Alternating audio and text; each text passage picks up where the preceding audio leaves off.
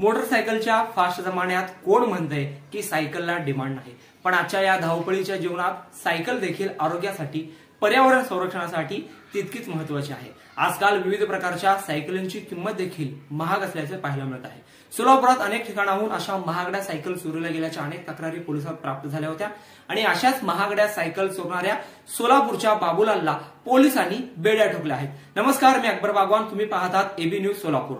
जाणून घेऊयात आजच्या या सोलापूर शहर गुन्हे शाखेच्या पथकाने केलेल्या एक चांगल्या कामगिरी संदर्भात माहिती। सोलापूर शहर पोलीस गुन्हे शाखेच्या पथकाने सोलापूर शहरात विविध ठिकाणी महागड्या सायकल चोरणाऱ्या एका आरोपीस अटक केली आहे।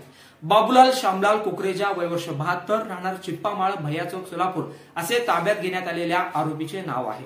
बाबूलाल कुकरेजा हा रेकॉर्डवरील आरोपी असून यापूर्वी त्याच्यावर अनेक गुन्हे दाखल आहेत।